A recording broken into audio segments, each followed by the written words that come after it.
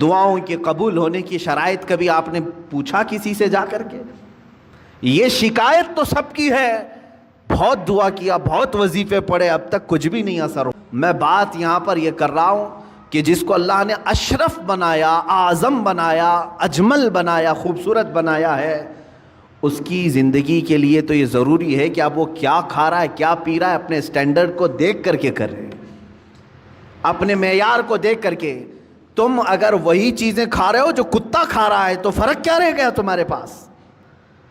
تم اگر وہی چیزیں کھا رہے ہو جو خنزیر کھا رہا ہے تو فرق کیا رہ گیا تمہارے؟ تم اشرف المخلوقات ہو، تمہیں اللہ نے پاکیزہ اور حلال چیزیں عطا کی ہیں۔ کیا کسی انسان کو غلاظت کھاتے ہوئے دیکھا آپ نے؟ اور اگر وہ کھاتا ہے تو عقل سے بہرا ہے، عقل سے پیدل ہے، انسانیت بھول چکا ہے۔ عزیزان گرامی وقار، جب ہم غلاظت، پیشاب، پاخانہ، گوبر نہیں کھا سکتے انسان، تو اسی طرح مسلمان کو اللہ تعالیٰ نے فرمایا تم سود نہیں کھا سکتے، تم جوا کے پیسے نہیں کھا سکتے، تم چوری کا مال نہیں کھا سکتے، اس لیے کہ یہ بھی غلاظت ہے، یہ غلاظت ہے، اور ایسی غلاظت ہے کہ بظاہر تمہیں نظر نہیں آئے گی لیکن تمہاری روح کو ہمیشہ کے لیے خراب کر دے گی۔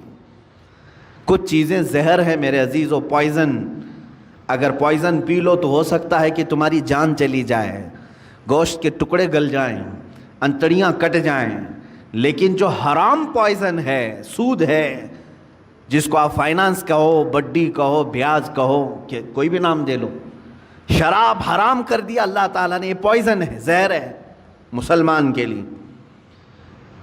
جوا حرام کر دیا ہے شریعت اسلامیہ نے، اس سے جو بھی آمدنی ہوئی، جو بھی انکم ہوئی، یہ غلاظت ہے، یہ پوائزن ہے۔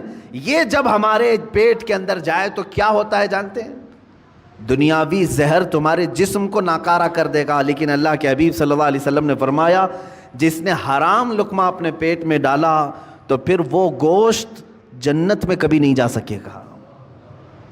حرام سے پلا ہوا گوشت جنت میں داخل نہیں ہوگا۔ میرے آقا صلی اللہ علیہ وسلم نے فرمایا اس کے لیے سب سے بہترین چیز ہے کہ اس پیٹ میں جہنم کی آگ بھر دی جائے، دوزخ کی آگ ہی بھری جائے گی۔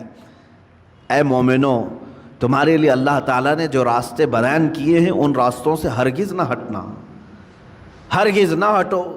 قرآن پاک میں اللہ تعالیٰ نے ایک جگہ نہیں کئی جگہوں پر ارشاد فرمایا کہ تم زمین میں پھیل جاؤ، اللہ کا رزق تلاش کرو۔ اب میں آپ کو یہاں ایک پریکٹیکلی بات بتا دوں، میں نے جن چیزوں کو منع آپ کے سامنے ابھی منع کے طور پر پیش کیا، چوری ہوئی یہ حرام ہے، سود یہ حرام ہے، جوا یہ حرام ہے، شراب کے پیسے یہ حرام ہے، یہ 4-5 چیزیں میں نے گنائے نا۔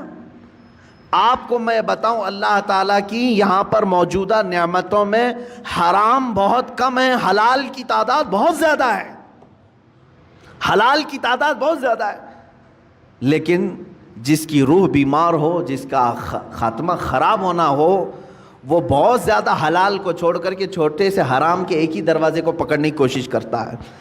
حلال دروازے دنیا میں 100 کی تعداد میں، تو حرام دروازہ ایک ہی ہے، لیکن داخل اس میں آسانی سے ہونے کی کوشش کرتا ہے بندہ۔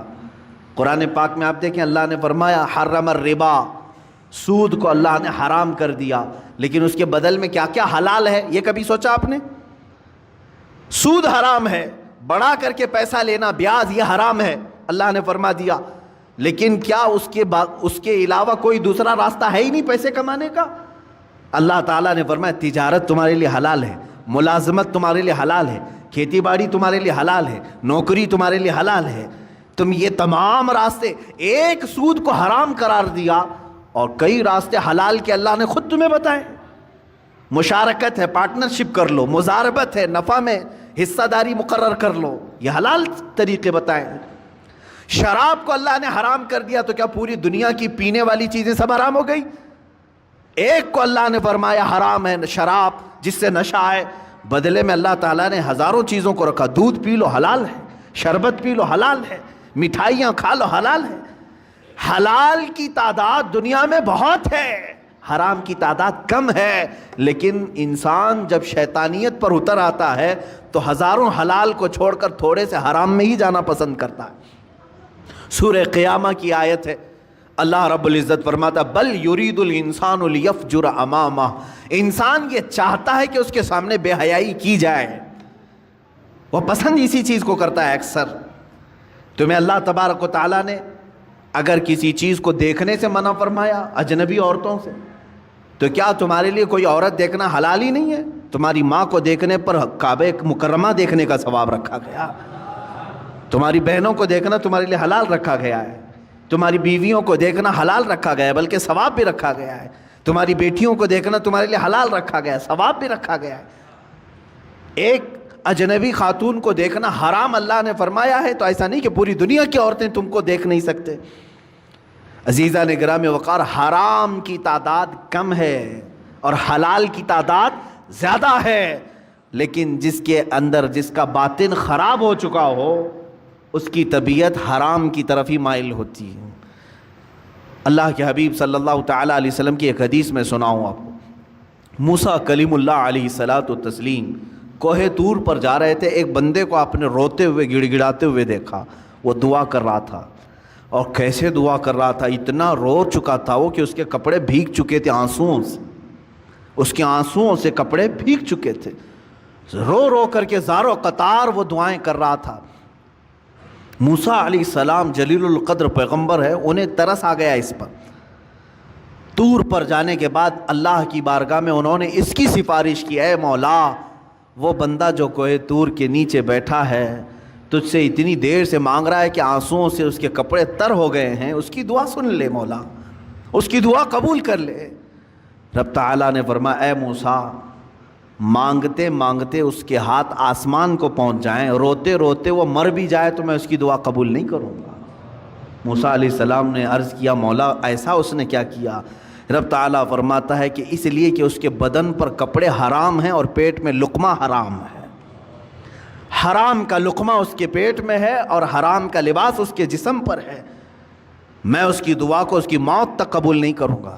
دعائیں نہیں جاتی ہیں، بار اجابت تک نہیں ٹکرائیں گی۔ دعاؤں کے قبول ہونے کی شرائط کبھی آپ نے پوچھا کسی سے جا کر کے؟ یہ شکایت تو سب کی ہے، بہت دعا کیا، بہت وظیفے پڑھے، اب تک کچھ بھی نہیں اثر ہوا، کچھ بھی نہیں قبول ہوا۔ کبھی اس کے نہ قبول ہونے کے علامات یا شرائط کیا ہیں دعا قبول ہونے کی، یہ آ کر کے کبھی آپ نے پوچھا؟ سب سے پہلی شرط ہے دعاؤں کے قبول ہونے کی، حلال کھائے اور سچ بولے، حلال کھائے اور سچ بولے۔ اللہ کے حبیب صلی اللہ علیہ وسلم نے ایک صحابی کو یہ عمل بتایا، کہا اگر تم چاہتے ہو کہ ہر دعا تمہاری قبول ہو جائے تو مستجاب الدعوات بن جاؤ، تو دو چیزوں کی پابندی کرنا، زبان سے سچ بولنا اور منہ سے حلال لقمے کھانا، پھر کوئی وظیفہ کرو نہ کرو اللہ تمہاری ہر دعا قبول کرے گا، مستجاب الدعوات بنو گے۔